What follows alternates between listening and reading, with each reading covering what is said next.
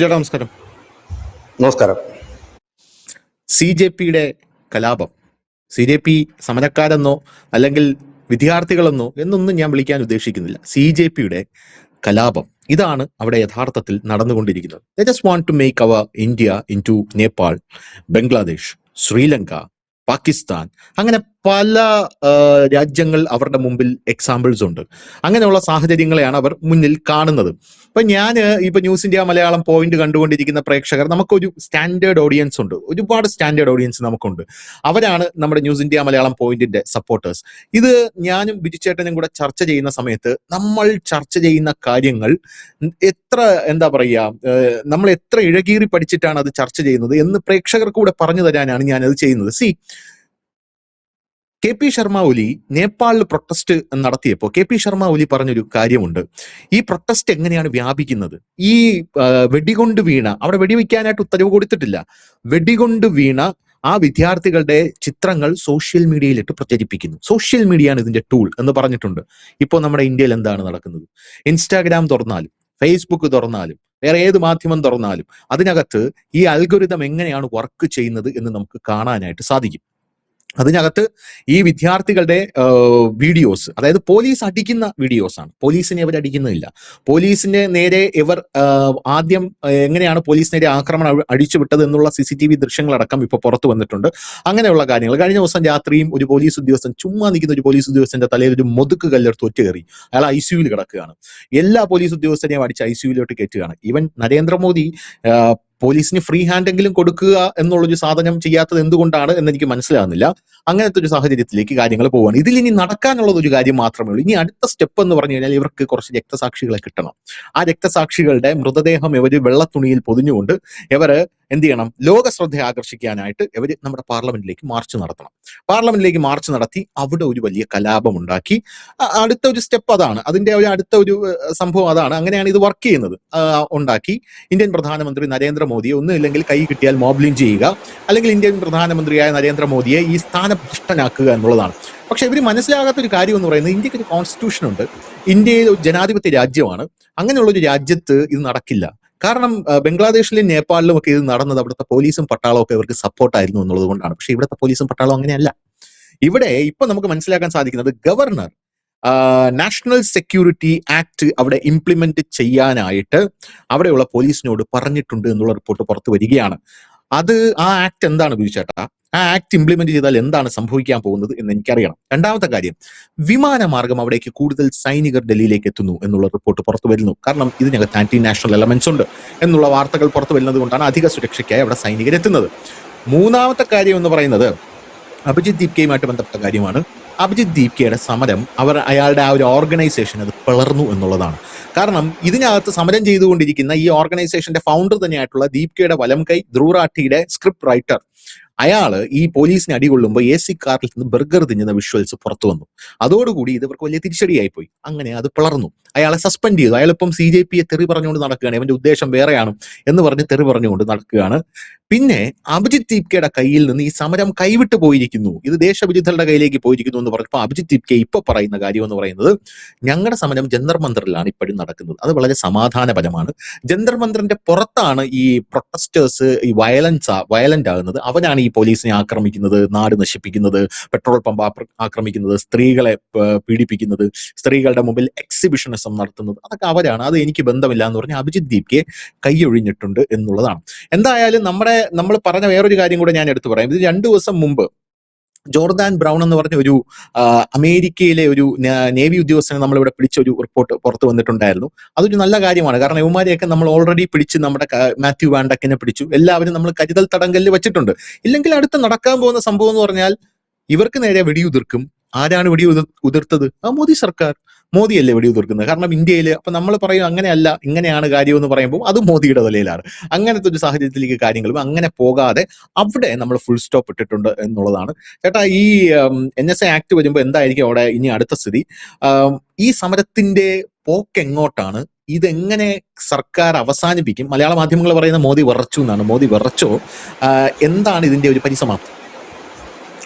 മോദി വിറച്ചു എന്ന് പറയുന്നവർക്കുള്ള നല്ല മറുപടിയാണ് NSA ആക്ട് അവിടെ ഇപ്പോൾ ഉത്തരവ് കൊടുത്തു കഴിഞ്ഞിരിക്കുന്നു. ലഫ്റ്റനന്റ് ഗവർണർ എന്താണ് ഈ NSA ആക്ട് എന്ന് ചോദിച്ചു കഴിഞ്ഞാൽ, ഈ NSA ആക്ട് മോദി കൊണ്ടുവന്നതല്ല. അന്ന് BJP പോലും ഇല്ല. BJP 1982 ജനിക്കുന്നത്. BJP ജനിക്കുന്നതിന് മുമ്പ് 1980 കൊണ്ടുവന്ന ഒരു ആക്ടാണ്. അടിയന്തരാവസ്ഥ കാലത്തിന് ശേഷം ശ്രീമതി ഗാന്ധി കൊണ്ടുവന്ന ഒരു ആക്ടാണ്. കരുതൽ തടങ്കലാണ്. അതായത് വിചാരണ കൂടാതെ 15 ദിവസം തൊട്ട് 3 മാസം വരെ ഏതൊരാളെയും തടങ്കലിൽ വെക്കാൻ കഴിയും. 3 മാസത്തിന് ശേഷം ഈ തടങ്കൽ നീട്ടണമെങ്കിൽ അതിനൊരു ജുഡീഷ്യറിയുടെ ഒരു ജഡ്ജിന്റെ അടങ്ങുന്ന ഒരു പാനലിന്റെ പെർമിഷൻ വേണമെന്ന് മാത്രമേ ഉള്ളൂ. ഇത് പലപ്പോഴും ചെയ്യാറുള്ളത് ഈ വടക്കിഴക്കൻ സംസ്ഥാനങ്ങളിൽ പോലെയുള്ള സംസ്ഥാനങ്ങളിലാണ്. ഈ അടിയന്തര ഘട്ടങ്ങളിൽ മാത്രമാണ് ഇത് ചെയ്യാറുള്ളത്. അതായത് നമ്മൾക്ക് ക്രമസമാധാന നില നമ്മുടെ കയ്യിൽ നിൽക്കുന്നില്ല, അത് കുറച്ചുകൂടെ വയലന്റ് ആകുന്നു. ഇതിനകത്ത് ഈ നാഷണൽ എലിമെന്റ്സ് കടന്നു വരുന്നു. ഇപ്പൊ ധനുഷ് നേരത്തെ പറഞ്ഞിരുന്നു രക്തസാക്ഷികളെ സൃഷ്ടിക്കാനാണെന്ന്. സാധാരണ എല്ലായിടത്തും ഈ ജൻസി കലാപം നടക്കുമ്പോൾ അവിടെ സ്ലിപ്പേഴ്സ് വരാറുണ്ട്. സ്ലിപ്പേഴ്സ് എന്ന് പറഞ്ഞു കഴിഞ്ഞാല് ഈ എന്താണ് ഷാർപ്പ് ഷൂട്ടർമാരടക്കമുള്ളവർ വരാറുണ്ട്. അവരെയൊക്കെ സ്ലിപ്പേഴ്സ് വരാറുണ്ട്. അവരെയൊക്കെ ഈ അമേരിക്ക അടക്കമുള്ള രാജ്യങ്ങളാണ് അവരെ എത്തിക്കുന്നത്. അവരായിരുന്നു നേപ്പാളിൽ വെടിവെപ്പ് നടത്തിയത്. അവർ കൃത്യമായി വെടിവെച്ച് രാജ്യം വിട്ടുകളയും, ഇല്ലെങ്കിൽ അവർ മുങ്ങിക്കളയും. എന്തായിരുന്നു ഷഹീൻ ബാഗിൽ നടന്ന സമരം? ഷഹീൻ ബാഗിൽ നടന്ന ഈ പൗരത്വ ഭേദഗതി സമരത്തിന്റെ ഏറ്റവും ഒടുവിൽ അത് കലാപമായി മാറുകയും ആ കലാപത്തിൽ അവിടെ 2 പേരെ വെടിവെച്ച് കൊലപ്പെടുത്തുകയും ചെയ്തു. അതെന്നിട്ട് പോലീസിന്റെ തലയ്ക്ക് വെച്ചു. പക്ഷെ വെടിയേറ്റ് മരിച്ചത് ഹിന്ദുക്കളും, വെടിവെച്ചത് ആം ആദ്മി പാർട്ടിയുടെ കൗൺസിലറായ ഷാജഹാൻ അതായത് പേരെങ്ങനെയാണ് തോന്നുന്നു, ഷാജഹാൻ ആയിരുന്നു. ഈ ഷാജഹാൻ അവിടുത്തെ പുഷ്പയായിരുന്നു. ഇമാരൊക്കെ ഈ പുഷ്പ ഒരു ഇതുപോലത്തെ ആയിരുന്നു. അപ്പം ഈ ഷാജഹാൻ ഇപ്പൊ അകത്തടക്കം ബീഹാറിൽ ആയിരുന്നു. പക്ഷെ വാർത്ത വന്നത് എന്താണ്? ദില്ലിയിൽ പോലീസ് വെടിവെച്ചു, 2 പേർ കൊല്ലപ്പെട്ടു എന്നായിരുന്നു. പിന്നീട് NIA അത് അന്വേഷിക്കുകയും ഇയാൾ അകത്ത് പോവുകയും ചെയ്തു. അതിന് സമാനമായ ഒരു അന്തരീക്ഷത്തിലേക്കാണ് കാര്യങ്ങൾ പോകുന്നത്. അതുകൊണ്ട് തന്നെയാണ് ഇന്നലെ ബംഗാളിൽ നിന്ന് 20 കമ്പനി CRPF ഇറങ്ങിയതിന് തൊട്ടു പിന്നാലെ ഇന്നിപ്പോൾ 30 കമ്പനി CRPF-നെ കൂടെ ദില്ലിയിൽ വിന്യസിക്കാൻ പോവുകയാണ്. അവരാണ് ഇപ്പോൾ വിമാനത്തിൽ വരുന്നു എന്നുള്ള വാർത്ത വരുന്നത്. അങ്ങനെ ഈ NSA ആക്ട് വന്നു കഴിഞ്ഞാൽ, അതായത് ദില്ലി പോലീസ് കമ്മീഷണർക്ക് NSA ആക്ട് നടപ്പാക്കാനുള്ള പെർമിഷൻ ദില്ലി ലഫ്റ്റനന്റ് ഗവർണർ ഇപ്പോൾ കൈമാറിയിരിക്കുന്നു എന്നുള്ളതാണ് ദേശീയ തലത്തിൽ നിന്ന് വരുന്ന ഏറ്റവും ബിഗ് ബ്രേക്കിംഗ് ന്യൂസ്. അപ്പൊ അങ്ങനെ കൈമാറി കഴിഞ്ഞാൽ സ്വാഭാവികമായി തന്നെ അക്രമം നടത്തുന്നവരെല്ലാം തന്നെ നമുക്ക് അകത്തേക്ക് കൊണ്ടുപോകാൻ കഴിയും. ഈ സമരം ഇവർ ഉദ്ദേശിക്കുന്ന രീതിയിലേക്ക് അല്ല ഇത് മാറിപ്പോയിരുന്നു. ഇന്ന് രാവിലെ ആയിരുന്നു ഒരു യുവാവ് പറയുന്നു, ഇത് ഖുറാനിൽ പറയുന്നുണ്ട്, ഈ പാറ്റകൾ മറ്റുമൊക്കെ അവസാനം എത്തും, ഈ രാജ്യം തകരാൻ പോവുകയാണ്, തകർക്കാൻ പോവുകയാണ്, അതുകൊണ്ടാണ്. അപ്പൊ തീവ്ര ഇസ്ലാമിസ്റ്റുകൾ ഇതിലുണ്ട്. അതിനിടയ്ക്ക് 2 മെത്രാന്മാര് ഈ സമരത്തിന് അനുഭാവം പ്രകടിപ്പിച്ചുകൊണ്ട് ക്രിസ്ത്യാനികൾ ഈ സമരത്തിന് പിന്തുണയുമായി എത്തണം. ഒന്നൊരു ഈശോ സഭയാണോ അങ്ങനെയാണ് എനിക്ക് തോന്നുന്നത്. 2 മെത്രാന്മാരാണ്. ഒന്ന് കന്യാകുമാരിയിലുള്ളത്, ഒന്ന് Thiruvananthapuram ബേസിലായിട്ടുള്ള കക്ഷിയാണ്.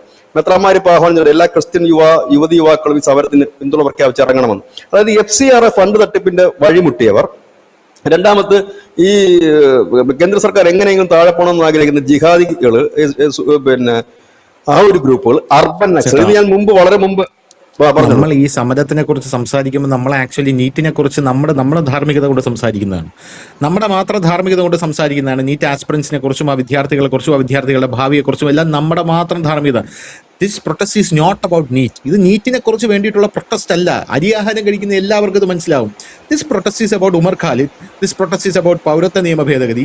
This protest is about SIR. This is about NPC NCR. This is about Kashmir abrogation of 370. This is about Bangladeshi infiltration, അവരെ നമ്മൾ തിരിച്ചുവിടുന്നത്. ദിസ് ഈസ് അബൌട്ട് എന്താണ് ഈ പ്രതിഷേധം മുത്തലാഖിന് കൊണ്ടുവന്നത് കൊണ്ടാണ്. ഈ പ്രതിഷേധം എന്താണ് കർഷകരുടെ FCRA വന്നത് കൊണ്ടാണ്. ഈ പ്രതിഷേധം അതിനു വേണ്ടിയൊക്കെ മാത്രമാണ്. അല്ലാതെ നമ്മുടെ ധാർമ്മികത കൊണ്ട് നമ്മൾ ഈ നീറ്റ് എന്ന് പറഞ്ഞിട്ട് അതുകൊണ്ടാണ് ബേസിക്കലി ഞാൻ ധർമ്മേന്ദ്ര പ്രധാൻ രാജിവെക്കണമെന്ന് പറയാത്തത്. അയാളെ റീഷഫിൾ ചെയ്യുന്നെങ്കിൽ ഷഫിൾ ചെയ്തോട്ടെ, നോ ഇഷ്യൂ. ബട്ട് ഈ പ്രതിഷേധം അരിയാഹാരം കഴിക്കുന്നില്ല. അല്ലെങ്കിൽ ഈ പ്രതിഷേധം നടത്തുന്നവന്മാർ എന്തിനാ അവിടെ കശ്മീർ, ഉമർ ഖാലിദ്, FCRA എന്നൊക്കെ പറഞ്ഞ് വലിയ രീതിയിൽ പ്രതിഷേധം ഉണ്ടാക്കുന്ന? പോലീസിനെ അടിക്കുമ്പോൾ ഇവന്മാർ ഉപയോഗിക്കുന്ന വാക്കുകൾ വേറെ വാക്കുകളാണ് പോലീസിന് ഉപയോഗിക്കുന്നത്. ഇന്ത്യൻ പ്രധാനമന്ത്രിയെ കൊല്ലണമെന്ന് പറയുന്ന ആവശ്യമൊന്നുമില്ല. ധർമ്മേന്ദ്ര പ്രധാൻ രാജിവെച്ചാൽ പോലെ അവന്. അല്ല, ഇതിനോടനുബന്ധിച്ച് 2 വലിയ വാർത്തകളുണ്ട്. അതുകൊണ്ട് നമുക്ക് പറയാതെ പോകുന്നത് ശരിയല്ല. ഒന്ന്, കാശ്മീരിൽ ഈ 2500 പേരെ പോലീസ് ഇപ്പൊ അറസ്റ്റ് ചെയ്യുന്നുണ്ട്. ഇന്നലെ കാശ്മീരിൽ ഒരു പോലീസ് ഉദ്യോഗസ്ഥനെ പട്ടാപ്പകല് ഉച്ചയ്ക്ക് 12:30 കൊന്നു. അനന്ത്നാഗിലായിരുന്നു. ആ മരിച്ച പോലീസ് ഉദ്യോഗസ്ഥന്റെ പേര് ആഷിഖ് ഹുസൈൻ എന്നാണ്. ഇദ്ദേഹം അമർനാഥ് തീർത്ഥയാത്രയുടെ സെക്യൂരിറ്റി വിംഗിൽ വർക്ക് ചെയ്യുന്ന ഉദ്യോഗസ്ഥനായിരുന്നു. അമർനാഥ് തീർത്ഥയാത്രയുടെ ഭാഗമായിട്ട് അവിടെ ജോലി ചെയ്യുന്ന ഈ തൊഴിലാളികൾ അടക്കമുള്ള 2500 പേരെ അറസ്റ്റ്. അതായത് രാജ്യവ്യാപകമായി കലാപം നടത്താനുള്ള ആസൂത്രിത ശ്രമത്തിന്റെ ഭാഗമായിരുന്നു. നമുക്കറിയാം, ഈ പരസ്യമായിട്ട് വന്ന് ഒരു പോലീസുകാരനെ നടുറോഡിൽ വെച്ച് വെടിവെച്ച് കൊല്ലുക എന്ന് പറഞ്ഞാൽ ഇവിടെ അരാജകത്വമാണ്, ഇവിടെ സെക്യൂരിറ്റി ഇല്ല എന്ന് ലോകത്തിന് കാണിച്ചു കൊടുക്കാൻ വേണ്ടി ചെയ്തിരുന്ന ഒരു സംഭവമാണ്. രണ്ടാമത്തെ, NIA ഈ കേസ് അന്വേഷിക്കണമെന്നുള്ള ഒരു ഹർജി അടിയന്തരമായി കോടതി പരിഗണിക്കുകയാണ്. ജസ്റ്റിസ് DK ഉപാധ്യായയും ജസ്റ്റിസ് തേജസ് കരിയെയും ചേർന്നുള്ള ബെഞ്ചാണ്. സതീഷ് കുമാർ അഗർവാൾ എന്ന് പറഞ്ഞ ഒരാളാണ് ഹർജി കൊടുത്തിരിക്കുന്നത്. അദ്ദേഹം പറയുന്നത് ഇതിനകത്ത് ഇപ്പൊ പന്നു ഇന്നലെ പറഞ്ഞു, ഖാലിസ്ഥാൻ നേതാവ് പന്നു പറഞ്ഞത് എന്താണ്, 10 കോടി രൂപ ഞങ്ങൾ ഇന്ത്യയെ തകർക്കാൻ, ദില്ലിയെ തകർക്കാൻ, മോദിയെ തകർക്കാൻ വേണ്ടി ഈ സമരക്കാർക്ക് കൊടുത്തു എന്നാണ് പറഞ്ഞത്. അദ്ദേഹം പറഞ്ഞത് പബ്ലിക്കായിട്ടാണ് പറഞ്ഞത്, രഹസ്യമായിട്ടല്ല. അദ്ദേഹത്തിന്റെ സൂം മീറ്റിംഗിലെ ദൃശ്യങ്ങൾ ഇപ്പൊ എല്ലായിടത്തും അവൈലബിൾ ആണ്. അദ്ദേഹം പറഞ്ഞിട്ടുണ്ട്. അപ്പൊ ഇതിനകത്ത് ആന്റി നാഷണൽ എലിമെന്റ്സുകൾ ഉണ്ട്, അതുകൊണ്ട് ഇതിൽ ഇടപെടണം, കാരണം ഈ സമരക്കാരുടെ ലക്ഷ്യം ഇതല്ല എന്ന് പറഞ്ഞുകൊണ്ടാണ് ഈ സതീഷ് അഗർവാൾ ഒരു ഹർജി കൊടുക്കുന്നു. പൊതു താല്പര്യ ഹർജിയാണ്. ആ ഹർജി പരിഗണിച്ചുകൊണ്ട് ഉടൻ തന്നെ അതിനെ പരിഗണിക്കാനായിട്ട് ജസ്റ്റിസ് DK ഉപാധ്യായ ജസ്റ്റിസ് തേജസ് കരിയെ തീരുമാനിക്കും. ഇത് ഒരു പ്രധാന വാർത്ത. ഈ 2 വാർത്ത കൊണ്ട് ഇതിന്റെ ഇടയ്ക്ക് വരുന്നുണ്ട്. അപ്പൊ എത്രത്തോളം സ്ഥിതി ഗൗരവതരമാണെന്ന് ആലോചിക്കണം. പിന്നെ പ്രേക്ഷകർ അറിവിലേക്ക് പറയുന്നു, ഈ നീറ്റ് പരീക്ഷയിൽ നടന്നത് തെറ്റാണ് എന്ന് ചൂണ്ടിക്കാണിച്ചുകൊണ്ട് ഇതേ പ്ലാറ്റ്ഫോമിൽ ഞങ്ങൾ ഒരു വാർത്ത ചെയ്തിരുന്നു. ധർമ്മേന്ദ്ര പ്രധാൻ പോരാ എന്ന് പറഞ്ഞുകൊണ്ട് പ്രേക്ഷകർ ശ്രദ്ധിക്കുന്നുണ്ടാകും. കാരണം നമുക്ക് ഒരു പക്ഷം പിടിക്കുന്നതല്ല. കാരണം അന്ന് അതിനെതിരെ നമ്മൾ വാർത്ത ചെയ്തിരുന്നു, നീറ്റിനെതിരെ. പ്രേക്ഷകർ ഓർക്കുന്നുണ്ടാകും. കുറച്ച് എനിക്ക് തോന്നുന്നു അധികമൊന്നും താഴോട്ട് പോകേണ്ട കാര്യമില്ല, അതും ഞങ്ങൾ ചെയ്തിരുന്നു. തെറ്റിനെ തെറ്റെന്ന് തന്നെ നമ്മൾ പറയുന്നുണ്ട്. ഒപ്പം തന്നെ ഇത് കലാപമാണ്, സമരമല്ല. സമരത്തിന്റെ മാർഗം ഇതല്ല. ഈ ഒരു രീതിയിലേക്ക് ഇത് മുമ്പോട്ട് പോകാൻ അനുവദിക്കാൻ കഴിയില്ല. ഒരു രാജ്യത്തിനും കഴിയില്ല. ലോകത്ത് ഏതെങ്കിലും രാജ്യത്തിന് കഴിയുമോ? ഇവർ ഉദ്ദേശിക്കുന്നത് എന്ന് പറഞ്ഞു കഴിഞ്ഞാൽ ഒരു ബംഗാളാക്കുക അല്ലെങ്കിൽ നേപ്പാളാക്കുക. കാരണം ഇതിനകത്ത് വലിയ രീതിയിൽ ഫണ്ട് ഒഴുകിയിട്ടുണ്ട്. അപ്പൊ സ്വാഭാവികമായിട്ടും പ്രേക്ഷകർ ചോദിക്കും, ഈ ഫണ്ട് മോദിക്ക് തടഞ്ഞുകൂടെ എന്ന് ചോദിച്ചാൽ, നമുക്കൊക്കെ ഫണ്ട് വരുന്നവർക്ക് 500 കോടി ഒരാളുടെ പേരിൽ വരികയോ ഏതെങ്കിലും സ്ഥാപനത്തിന്റെ പേരിൽ 500 കോടി വരികയോ ചെയ്യുകയല്ല ഈ ഫണ്ട് വരുന്നതെന്നുള്ളത്. അതായത് ചെറിയ ചെറിയ തുകകളായിട്ട് പലരുടെയും അക്കൗണ്ടിൽ വരികയാണ്. മാധ്യമപ്രവർത്തകരുടെ അക്കൗണ്ടിൽ കഴിഞ്ഞ പൗരത്വ ഭേദഗതി സമരത്തിന്റെ ഇടയ്ക്ക് 4.5 ലക്ഷം രൂപയാണ് മിനിമം ഒരു മാധ്യമപ്രവർത്തകന്റെ അക്കൗണ്ടിലേക്ക് എത്തിയത്. മാധ്യമപ്രവർത്തകരുടെ അക്കൗണ്ടിലേക്ക് എത്തും, സെലിബ്രിറ്റികളുടെ അക്കൗണ്ടിലേക്ക് എത്തും, വിദ്യാർത്ഥികളുടെ അക്കൗണ്ടിലേക്ക് എത്തും, അതുപോലെ തന്നെ ഇൻഫ്ലുവൻസർമാരുടെ അക്കൗണ്ടിലേക്ക് എത്തും. ഈ ചെറിയ തുക ഒരിക്കലും ശ്രദ്ധിക്കാൻ പറ്റില്ല. ഇന്ത്യ പോലെ 140 കോടി ജനമുള്ള ഒരിടത്തേക്ക് ഒരു ചെറിയ തുക എത്തുക എന്നിപ്പോ ഗൾഫിൽ നിന്ന് നമ്മുടെ ബന്ധുക്കളുണ്ട്, സ്വന്തക്കാരുണ്ട്, അവിടുന്ന് ഒരു 1 ലക്ഷം രൂപ അവർ ഇങ്ങോട്ടേക്ക് അയച്ചു കഴിഞ്ഞാൽ അതിനെങ്ങനെ അന്വേഷിക്കാൻ പറ്റും? ഈ 140 കോടി ജനങ്ങളുടെ 1 കോടി പരം പ്രവാസികൾ GCC മാത്രമുണ്ട്. ആ പ്രവാസികൾ അയക്കുന്ന ശമ്പളവും പണവും നമുക്ക് എങ്ങനെ അറിയാൻ പറ്റും? ഇല്ലെങ്കിൽ അത് അന്വേഷിക്കാൻ പോവുകയാണെങ്കിൽ നമുക്ക് ഇവിടെ എത്ര ജീവനക്കാർ വേണ്ടി വരും? എല്ലാത്തിനും അന്വേഷിക്കേണ്ടി വരും. യൂറോപ്യൻ കൺട്രീസിൽ വർക്ക് ചെയ്ത ആളുകൾ, നമ്മുടെ പൗരന്മാർ വേറെ. ഇതെല്ലാം കൂടെ എങ്ങനെ നോക്കാൻ പറ്റും? അപ്പൊ ചെറിയ ചെറിയ തുകകളായിട്ടാണ് അയക്കുന്നത്. അത് മാത്രമല്ല, ഇത് മാറ്റിയെടുക്കുന്നതിന് വേണ്ടിയിട്ട് ഫോറിൻ ഡെബിറ്റ് കാർഡുകൾ ഉപയോഗിക്കുന്നു. അങ്ങനെയാണ് ചില മതപുരോഹിതന്മാരടക്കം ഇപ്പൊ അകത്ത് കിടക്കുന്നത്. മലയാളികളായിട്ടുള്ള മതപുരോഹിതന്മാരടക്കം ഇപ്പോൾ അകത്ത് കിടക്കുന്നത്. അതായത് വിദേശ അമേരിക്കൻ ബാങ്കിന്റെ ക്രെഡിറ്റ് കാർഡ് ഉപയോഗിച്ച് ഇവിടുന്ന് ട്രാൻസാക്ഷൻ നടത്തിയാലാണ് പിടിച്ചിരിക്കുന്നത്. അപ്പം ഇങ്ങനെയാണ് ഇതിൽ പണം എത്തുന്നത്. അല്ലാതെ ഒരുപക്ഷെ പലരും തെറ്റിദ്ധരിക്കുന്നത് മോദി എന്ത് ചെയ്യുകയായിരുന്നു, ഫണ്ട് വരുന്നെന്ന് പറഞ്ഞു കഴിഞ്ഞാൽ ഈ മലവെള്ളപ്പാച്ചിൽ കണക്ക് വരികയും അതിന്റെ ഇടയ്ക്ക് ഒരു ഡാം കെട്ടുകയും ചെയ്യുക എന്നുള്ളതല്ല. ഈ ഫണ്ട് തടയുക എന്ന് പറഞ്ഞാൽ വളരെ ദുഷ്കരമായ ഒരു കാര്യമാണ്. കാരണം ഈ ഫണ്ട് 20,000 രൂപ, 5,000 രൂപ, 10,000 രൂപ, അങ്ങനെ പല രീതിയിലാണ് വരുന്നത്. സിമ്പിൾ ആയിട്ട് പറഞ്ഞു കഴിഞ്ഞാൽ ഇപ്പൊ ഞങ്ങൾ രണ്ടുപേരിരിക്കുന്നു. ധനുഷിന്റെ ബാങ്കിലേക്ക് ഒരു 2 ലക്ഷം രൂപ ആയിരുന്നു, എന്റെ ബാങ്കിലേക്ക് ഒരു 2 ലക്ഷം രൂപ ആയിരുന്നു, 4 ലക്ഷം രൂപ നമ്മുടെ രണ്ടുപേരുടെ ആയി. അപ്പൊ സ്വാഭാവികമായി ഇത് കണക്ക് ചെറിയ ചെറിയ തുകകൾ വന്ന് കണ്ടുപിടിക്കാൻ കഴിയില്ല. ഇങ്ങനെയുള്ള കാര്യങ്ങളാണ് ഇത് മുൻപോട്ട് പോകുന്നത്. അല്ലാതെ വലിയ ബൾക്കായിട്ട് വരുന്ന ഫണ്ടുകളല്ല. ഇത് വലിയ രീതിയിൽ തന്നെ എത്തുന്നു എന്നുള്ളതാണ് നമുക്ക് കാണാൻ കഴിയുന്ന കാര്യം. കാരണം ഇതിനകത്ത് പന്നു തന്നെ പറഞ്ഞു, ഖാലിസ്ഥാൻ ഭീകരൻ പന്നു തന്നെ പറഞ്ഞു, ഞാൻ 10 കോടി രൂപ കൊടുത്തു കോർപ്പറേറ്റ് പാർട്ടിക്ക് ഈ മോദിയെ താഴെ ഇറക്കാനും ഭരണം പിടിക്കാനും. അവിടെയാണ് ഈ സമരം വരുന്നത്. നമ്മൾ സമരത്തിനെ എതിർക്കുന്നില്ല. സമരം ഈ രാജ്യത്ത് അനിവാര്യമാണ്. കാരണം ജനാധിപത്യ ഒരു രാജ്യത്ത് സമരങ്ങൾ ഉണ്ടാകും, സ്വാഭാവികം തന്നെയാണ്. നമ്മുടെ കേരളത്തിൽ സമരം നടക്കുന്നില്ലേ? ആരെങ്കിലും അത് തെറ്റാണെന്ന് പറയുന്നുണ്ടോ? ഈ ലോകത്തെല്ലാം സമരം നടക്കുന്നില്ലേ? എന്തുകൊണ്ടാണ് അത് തെറ്റായി മാറാത്തതെന്ന് ചോദിച്ചു കഴിഞ്ഞാൽ, സമരം നടക്കുമ്പോൾ സ്വാഭാവികമായി തന്നെ അത് ഒരു അക്രമത്തിലേക്ക് നീങ്ങുകയും അത് നീണ്ടു നിൽക്കുകയും ചെയ്യുമ്പോഴാണ്. ഞാൻ ചോദിച്ചോട്ടെ, ഈ BJP കുറ്റം പറയുന്നുണ്ടല്ലോ, വിദ്യാർത്ഥികളെ അടിക്കുന്നുണ്ടെന്നുള്ളത്. കുറച്ചു നാളുകൾക്ക് മുമ്പല്ലേ അണ്ണാ ഹസാരുടെ സമരം നടന്നത്? ആ അണ്ണാ ഹസാരുടെ സമരത്തിൽ ബാബ രാംദേവിനെയൊക്കെ രാവിലെ വെളുപ്പിനെ പോലീസുകാർ ഓടിച്ചിട്ട് ചവിട്ടി ഓടിക്കുന്നൊരു സീൻ ഇപ്പോഴും യൂട്യൂബിൽ കിടപ്പുണ്ട്. ആ സമരത്തിൽ എന്തുമാത്രം തവണയാണ് പോലീസ് കയറി വലിയ രീതിയിൽ നിഷ്ഠൂരമായ സമരത്തെ അടിച്ചമർത്തിയത്. അപ്പൊ സമരത്തെ അതിനെ നമുക്ക് ആ സമയത്തെ കാര്യമല്ല ഞാൻ പറയുന്നത്. അതിനെ ഞാൻ എപ്പോഴും സർക്കാരിന്റെ കൂടെ നിൽക്കുന്നത്. അന്ന് കോൺഗ്രസ് സർക്കാരായിരുന്നു, ഞാൻ ആ സർക്കാരിന്റെ കൂടെ തന്നെ നിൽക്കുന്നത്. കാരണം ഒരു പരിധി വിട്ട് കഴിഞ്ഞാൽ ക്രമസമാധാന നില പരിപാലിക്കേണ്ടത് സർക്കാർ തന്നെയാണ്. അന്ന് UPA സർക്കാരാണ് ഭരിക്കുന്നത്, മൻമോഹൻ സിംഗ് സർക്കാരാണ് ഭരിക്കുന്നത്. ആ മൻമോഹൻ സിംഗ് സർക്കാരിന്റെ കൂടെ ഞാൻ നിൽക്കുന്നത്. കാരണം അക്രമാസക്തമാകുന്നു എന്ന് കണ്ടുപിടിച്ച സ്വാഭാവിക. പക്ഷെ ആ സമരം അക്രമാസക്തമല്ലായിരുന്നു സമരം. എന്നിട്ട് പോലും അതിനെ അറ്റാക്ക് ചെയ്യുകയുണ്ടായി. അപ്പം അക്രമാസക്തമായ സമരത്തെ അടിച്ചമർത്താനാണല്ലോ ലോ ആൻഡ് ഓർഡറും പോലീസും ഒക്കെ ഇവിടെ ഉള്ളത്. ഇവർ ചെയ്യുന്ന പണി എന്ന് പറഞ്ഞു കഴിഞ്ഞാൽ ഇവിടെ അരാജകത്വം ഉണ്ടാക്കുക, വാഹനങ്ങൾക്ക് കല്ലെറിയുക, പൊതുമുതൽ നശിപ്പിക്കുക, രാത്രി പോകുന്ന പോലീസ് ഉദ്യോഗസ്ഥരെ അങ്ങോട്ട് ആക്രമിക്കുന്ന അനവധി വിഷ്വൽസ് ഉണ്ട് ഇവിടെ. ഇങ്ങനെ ചെയ്യുന്നത് രാജ്യദ്രോഹികൾ തന്നെയാണിത്. ഇതിന്റെ അവസാനം എന്താണെന്ന് ചോദിച്ചു കഴിഞ്ഞാൽ സ്വാഭാവികവും ഇപ്പോൾ തന്നെ ഒരു മൂവ്മെന്റ് ഇന്ത്യയിൽ രൂപപ്പെട്ടു കഴിഞ്ഞിരിക്കുന്നു. ഈ രാജ്യത്തെ സ്നേഹിക്കുന്നുള്ള മൂവ്മെന്റ്. അതിനകത്ത് BJPയോ കോൺഗ്രസോ കമ്മ്യൂണിസ്റ്റോ ഒന്നുമില്ല. കാരണം ഈ രാജ്യം തകർക്കാൻ ശ്രമിക്കുന്ന ഈ ടീമുകളെ ഇനി വേണ്ട നമുക്ക്. അത് പാർട്ടിയായാലും പഴുതാരയായാലും അതിനെതിരെ ഒരു വലിയ മൂവ്മെന്റ് ഇന്ത്യയിൽ രൂപപ്പെട്ടു വന്നിരിക്കുന്നു. വലിയ ക്യാമ്പയിനുകൾ തുടങ്ങിയിരിക്കുന്നു. ഇതിന്റെ എക്സാമ്പിൾ ഇതിനു മുമ്പ് നമ്മൾ കണ്ടതാണ്. ജൻസി കലാപം എന്ന് പറഞ്ഞ് ഇതിനു മുമ്പ് ചണ്ഡീഗഡിലും UPയിലും അടക്കം ഇറങ്ങിയപ്പോൾ ജൻസി ഹിന്ദു എന്ന് പറഞ്ഞൊരു സംഘടന ഇവിടെ വന്നതാണ്. അതിന് സമാനമായ രീതിയിൽ തന്നെ ഒരു മറുഭാഗം അണിയറയിൽ ഒരുങ്ങുന്നുണ്ട്. അവർ വന്നു കഴിഞ്ഞാൽ അതിനു മുമ്പ് പിടിച്ചു നിൽക്കാൻ പാർട്ടികൾക്കൊന്നും കഴിയില്ല. ഈ യൂത്തിന്റെ പ്രോബ്ലം എന്ന് പറഞ്ഞത് ഇത് എന്ത് പ്രോബ്ലമാണെന്നുള്ള കാര്യത്തിൽ ഇവർ യൂത്തിന്റെ പ്രോബ്ലമാണോ ഉമർ ഖാലിദിനെ വിടുക എന്നുള്ളത്? യൂത്തിന്റെ പ്രോബ്ലം അതിനകത്ത് വന്നിരിക്കുന്ന ആരാണ്? ഖുറാനിൽ പറയുന്നുണ്ട്, അതിന്റെ ഏതൊക്കെ അധ്യായത്തിൽ പറയുന്നുണ്ട് ലോകാവസാനം, ഇതേപോലെ ഇത് ലോകാവസാനമാണ്, അതുകൊണ്ട് ഞാൻ ഇതിൽ പങ്കെടുക്കുന്നു, പാറ്റകൾ എത്തിക്കഴിഞ്ഞിരിക്കുന്നു, അങ്ങനെ പറയുന്ന ആളുകൾ വരുന്നുണ്ട്. അതുപോലെ തന്നെ അർബൻ നക്സലുകൾ വരുന്നുണ്ട്. അങ്ങനെ വലിയ ഇപ്പോൾ എന്താണ് സംഭവിച്ചതെന്ന് ചോദിച്ചു കഴിഞ്ഞാൽ ഈ നിയമങ്ങളൊക്കെ വന്നു. ഇത് ശക്തമായി തന്നെ കേന്ദ്ര സർക്കാർ നേരിടും, യാതൊരു ഡൗട്ടും ഇല്ല. ആ നേരിടുന്നു എന്ന് കണ്ടപ്പോഴാണ് വാങ്ചുക്ക് ഇപ്പൊ പറഞ്ഞിരിക്കുന്നത് എന്താണ്? ഞാൻ എന്നെ വന്ന് മന്ത്രി കണ്ടതിൽ എനിക്ക് സന്തോഷമുണ്ട്, JP നദ്ദ വന്ന് കണ്ടു, അതുകൊണ്ട് ഞാൻ നിരാഹാര സമരം പിൻവലിക്കാൻ തയ്യാറാണ്. പക്ഷെ എനിക്ക് ഒറ്റ ഡിമാൻഡേ ഉള്ളൂ, ധർമ്മേന്ദ്ര പ്രധാൻ രാജിവെക്കണമെന്ന് പുള്ളിയുടെ മുദ്രാവാക്യമാണ്. രണ്ടാമത് പുള്ളി പറഞ്ഞത് ഈ കേസെടുത്ത് കുട്ടികളുടെ കേസ് പിൻവലിക്കണം എന്നൊരു ഡിമാൻഡേ ഉള്ളൂ, ഞാൻ എപ്പോ വേണം നിരാഹാരം. കാരണം വാങ്ചുക്ക് ഇതിന്റെ ഭാഗമല്ലായിരുന്നു. 50 മിനിറ്റിന് 15 ലക്ഷം രൂപ പുള്ളിയുടെ റേറ്റ് തന്നെ. അപ്പൊ പുള്ളിക്ക് ഇനി പൈസ ഇതിൽ നിന്ന് കിട്ടാൻ സാധ്യതകളൊന്നുമില്ല. അപ്പൊ പുള്ളി ഏതാണ്ട് അതിൽ നിന്ന് വലിച്ചു. കാരണം പുള്ളിക്ക് ഇവന്മാരുടെ പോക്ക് പുള്ളിക്ക് മനസ്സിലായി. അതുകൊണ്ട് പുള്ളി ഏതാണ്ട് സൈഡായിട്ടുണ്ട്. പിന്നെ അതിനകത്ത് ഒരു പിളർപ്പ് വന്നിട്ട് അതിന്റെ ഒരു ഭാഗം വേറെ മാറിപ്പോയിട്ടുണ്ട്.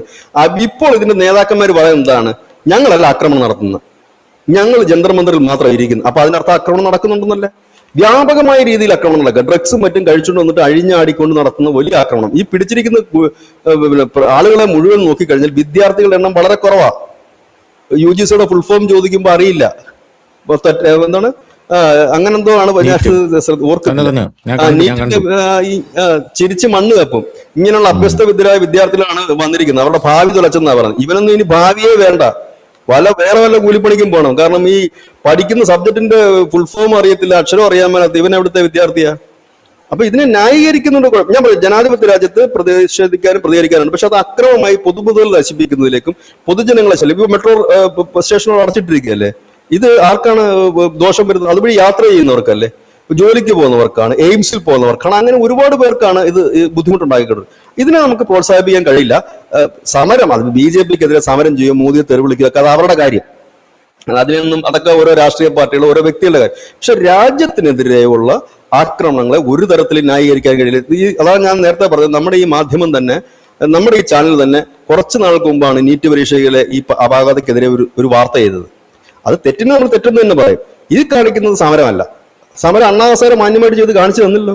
ഇതിപ്പോ ഒരു മാസവും ഒരാഴ്ചയും കഴിഞ്ഞു. സർക്കാർ പലവട്ടം ചർച്ചയ്ക്ക് തയ്യാറാണെന്ന് പറഞ്ഞതല്ലേ, ചർച്ചയ്ക്ക് ഇവർ വന്നില്ല. ചർച്ചയുടെ പ്രാഥമികമായ ചർച്ചാ രീതി അനുസരിച്ച് JP നദ്ദയെ വിട്ടു. ഇവരുടെ പ്രശ്നങ്ങൾ എന്താണെന്ന് അറിയുക, അങ്ങനെയാണ് അതിന്റെ ഒരു ഫോർമാറ്റ്. ഇവരിപ്പോ പറയുന്ന ചർച്ച നടത്താൻ ജന്തർ മന്ദിറിൽ വരൂ, ഞങ്ങളുടെ അടുത്ത് വരൂ. എന്ത് സിനിമയാണോ, അത് വിജയുടെ പടമാണോ? ഇവിടെ വരൂ, മോദി വരൂ, നമുക്ക് ഇവിടെ ഇരുന്ന് ഇങ്ങനെ ചർച്ച ചെയ്യാമെന്ന്. അത് എനിക്ക് തോന്നുന്നത് മറ്റൊരു നടൻ ഇപ്പൊ അവിടെ പോയി കിടപ്പുണ്ടല്ലോ, ഒരു തമിഴ് നടൻ, മറന്നു, പ്രകാശ് രാജ്, അവൻ പറഞ്ഞു കൊടുത്തതായിരിക്കും ഇതാണ് ഇതിന്റെ സിനിമയുടെ ഒരു ഹൈലൈറ്റ്. ഇന്ന് പുതിയ കേസ് വന്നിട്ടുണ്ട്. വാഗമണ്ണിൽ റവന്യൂ ഭൂമി അനധികൃതമായി കൈവശം വെച്ചു എന്ന് പറഞ്ഞ നമ്മുടെ സർക്കാർ അവനെതിരെ ഒരു നോട്ടീസ് അയച്ചിട്ടുണ്ട്. എല്ലായിടത്തും കേസാണ്, ആ ഫ്രോഡാണ് അവിടെ വന്നിട്ട്. അല്ലെ, ഇത് ഞാൻ പറഞ്ഞത് ഇതാണ് ചർച്ച ചെയ്യുന്നത്. ആദ്യം എന്താണ്, JP നദ്ദ വന്നിട്ട് ഇവരുടെ വിഷയങ്ങളെല്ലാം കേട്ടു. JP നദ്ദയ്ക്ക് ഒറ്റയ്ക്ക് ഒരു തീരുമാനം എടുക്കാൻ കഴിയില്ല. ഈ ചർച്ച എന്ന് പറയുന്നത് എങ്ങനെയാണ്? ഇപ്പൊ ഒരു വിഷയം ഉണ്ടായിക്കഴിഞ്ഞാൽ ആ വിഷയത്തെ കുറിച്ച് പഠിക്കാൻ, അല്ലെങ്കിൽ അതിനെക്കുറിച്ച് അറിയാൻ ഒരു വ്യക്തി വരും അപ്പുറത്തെ സൈഡിൽ നിന്ന്. ആ വ്യക്തി വന്നു, കാര്യങ്ങൾ അറിഞ്ഞു. JP നദ്ദയ്ക്ക് എങ്ങനെയാണ് ഇതിനകത്ത് മറുപടി പറയാൻ കഴിയുന്നത്?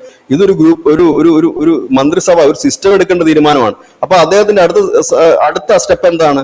അദ്ദേഹം ഈ കിട്ടിയ വിവരങ്ങൾ അദ്ദേഹത്തിന്റെ കൺസേൺ ആരാണോ, ആ ഒരു അതോറിറ്റി ആരാണോ, അവിടെ എത്തിക്കുകയാണ് ചെയ്യുന്നത്. ചിലപ്പോൾ അമിത്ഷാ ആയിരിക്കാം, ഇല്ലെങ്കിൽ ചിലപ്പോൾ പ്രധാനമന്ത്രി അവിടെ എത്തിക്കും. അവിടെയും അവർക്ക് ഒറ്റയ്ക്കല്ല തീരുമാനം എടുക്കുന്നത്. അവിടെയും ഈ പറയുന്ന ധർമ്മേന്ദ്ര പ്രധാൻ ഉൾപ്പെടെയുള്ളവരെ വിളിച്ചിട്ട് അവരുടെ ഡിമാൻഡുകൾ എന്തൊക്കെയാണ്, നമുക്കിത് എങ്ങനെയാണ് ഹാൻഡിൽ. കാരണം BJP ഒരു ചെറിയ പാർട്ടിയല്ല, കേന്ദ്ര സർക്കാർ എന്ന് പറയുന്നത് 2-3 പേരിരിക്കുന്ന പ്രസ്ഥാനമല്ല.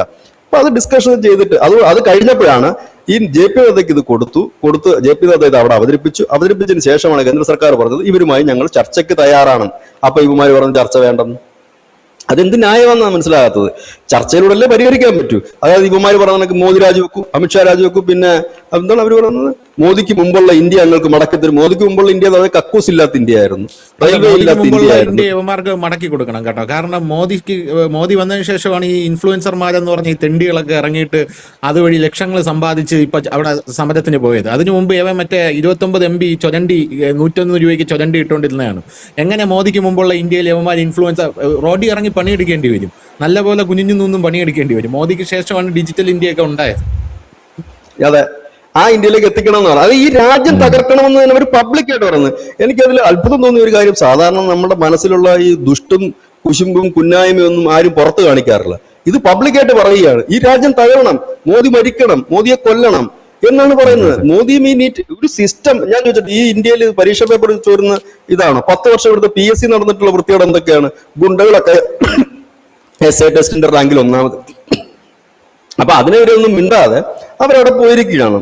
അപ്പൊ അത് വേറൊരു എപ്പിസോഡ് ആയതുകൊണ്ടാണ് ഞാൻ അതിനെക്കുറിച്ച് പറയാത്തത്. ഏതായാലും ഇപ്പോൾ സർക്കാർ എടുക്കുന്ന എല്ലാ നയങ്ങളും കൃത്യമായത് സർക്കാർ മുട്ടുമുടക്കില്ല എന്നാണ് ഈ NSA ആക്ട് വന്നതിലൂടെ നമുക്കിപ്പോൾ വ്യക്തമായിരിക്കുന്നത്. ഇല്ലെങ്കിൽ NSA ആക്ട് കൊണ്ടുവരത്തില്ല ധനുഷ്. ഇല്ലെങ്കിൽ നേരത്തെ എന്താണ് ധനുഷ് പറഞ്ഞത്, നമ്മുടെ മലയാള മാധ്യമങ്ങൾ പറഞ്ഞ മുട്ട് വിറച്ച് മോദി അങ്ങനെ തന്നെ നിന്നേനെ. മോദി മുട്ട് വിറച്ചല്ല നിന്നിരിക്കുന്നത്, അടുത്ത ആക്ഷൻ എടുക്കാനാണ് പറഞ്ഞിരിക്കുന്നത്.